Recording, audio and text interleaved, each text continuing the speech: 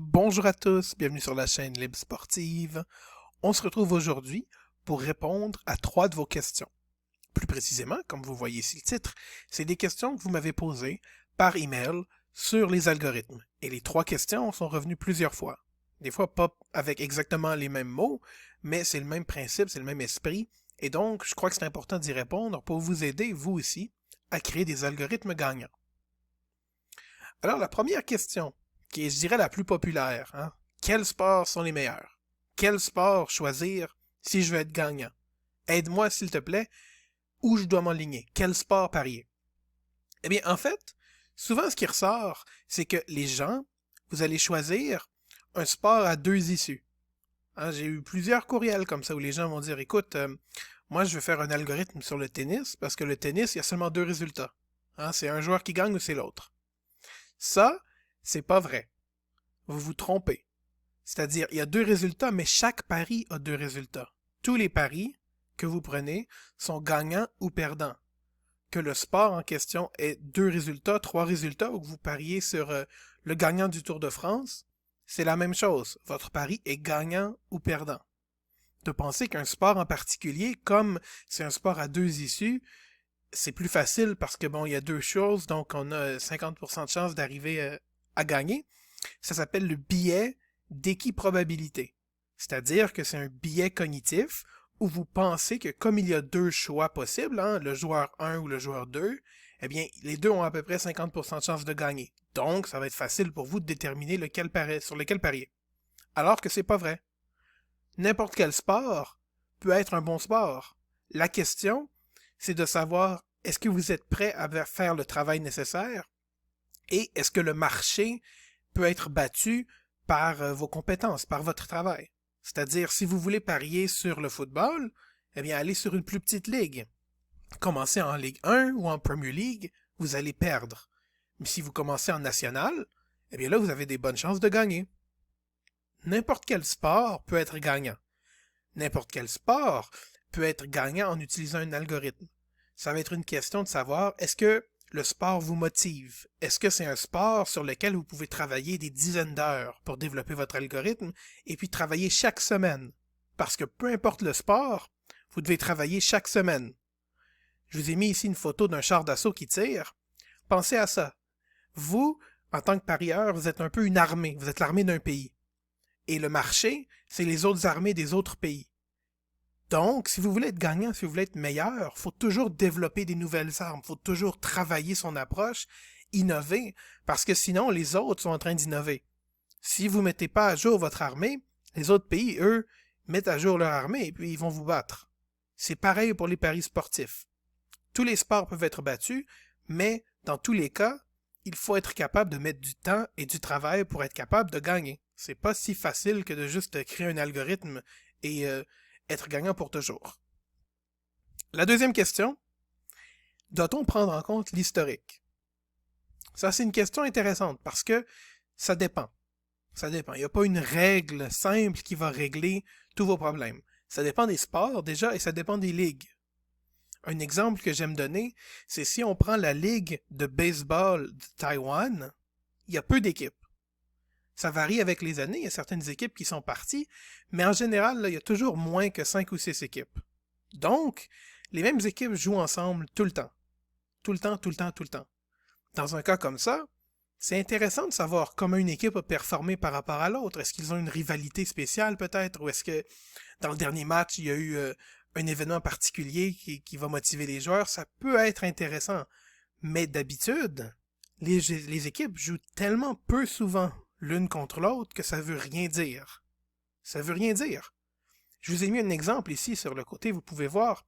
C'est le match qui va bientôt avoir lieu entre la Serbie et l'Écosse. Et puis vous pouvez voir tout en bas de la photo, les 2 derniers matchs entre les 2 équipes ont eu lieu en 2013 et en 2012. Est-ce que vous croyez que c'est utile de savoir les scores de ces matchs-là? De savoir que ça a été 2-0 pour la Serbie en 2013? Moi, honnêtement, je crois que ça sert à rien. Je crois que c'est une perte de temps. Utiliser l'historique quand ça remonte à si longtemps que ça entre des équipes, et écoutez, les joueurs ont changé. Probablement qu'il n'y a plus du tout les mêmes joueurs, qu'il n'y a aucun des joueurs des équipes de 2013 qui sont encore là. Et puis si jamais ils sont toujours là, ils ont évolué, c'est plus les mêmes joueurs. Même d'année en année, les joueurs évoluent, deviennent meilleurs, vieillissent, perdent de la vitesse. C'est différent tout le temps. Prendre en compte l'historique de deux équipes, d'habitude, hein, à moins d'avoir des sports particuliers ou vraiment une ligue particulière, ça va vraiment vous ralentir. Vous allez passer beaucoup de temps à essayer de comprendre quoi faire avec les données de matchs qui en fait veulent rien dire parce que ça a été joué par des équipes il y a longtemps et puis les joueurs d'aujourd'hui non seulement ils s'en rappellent pas mais ils portent même pas attention. Les résultats historiques en général c'est bon pour les journalistes mais pas pour les parieurs. Et puis la dernière question c'est pas tellement une question plutôt qu'une idée. C'est l'idée de vouloir mettre plusieurs sports en un. Hein, quelqu'un va m'envoyer un email, il va dire bon moi j'aimerais faire un algorithme pour faire le basket et puis le handball. Ou je voudrais un algorithme pour faire le tennis et le golf. Mais écoutez, c'est pas des sports qui sont pareils. Tous les sports sont différents. Même un algorithme va être différent pour le même sport d'une ligue à l'autre parce que les conditions sont différentes. Tout peut pas être la même chose. Vous allez devoir ajuster certains paramètres dépendant des sports, dépendant des ligues, des pays, dépendant des règles. On peut pas faire un bon fichier Excel qui va traiter plusieurs sports différents. Pourquoi pas faire 2 ou 3 fichiers? Pourquoi pas faire un fichier par sport? Je comprends que vous voulez sauver du temps. Vous voulez tout faire en un. C'est plus simple peut-être de se concentrer sur le même document, mais ça vous ralentit. De tout faire dans un seul fichier, vous perdez votre temps souvent. Vous éparpillez votre travail. Vous allez ici, vous allez là. Ça vous aide pas à gagner. Prenez le temps de bien développer un algorithme. Votre premier algorithme, choisissez un sport que vous aimez, choisissez une ligue que vous aimez bien, que vous connaissez. Ça sera pas un algorithme gagnant. Ça va être un algorithme qui risque de perdre. Mais vous allez apprendre beaucoup en le créant, en le développant, et puis en travaillant fort pour essayer de l'améliorer. Commencez par un algorithme et au lieu de tout faire à moitié, allez à fond. Développez-le comme il faut, au maximum de vos capacités. Et puis après, faites des recherches, essayez d'ajouter des choses, essayez d'ajouter peut-être des paramètres pour le voyagement, des paramètres pour les blessures, pour les suspendus, pour, je sais pas, la température, est-ce qu'il vente, si ça se joue à l'extérieur, ou est-ce qu'il y a de la neige, est-ce qu'il fait froid. Développez le plus possible. C'est jamais perdu. Même si votre algorithme finit par être perdant, tout ce que vous aurez appris en le créant, ça va vous aider à l'avenir à bâtir des algorithmes encore meilleurs. Mais mettre plusieurs sports dans le même fichier, ça va vous ralentir.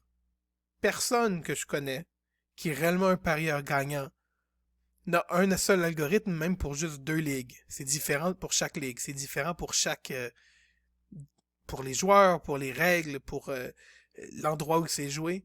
Tout doit être ajusté. Personne fait exactement la même chose dans différents sports. Ça fonctionne pas comme ça.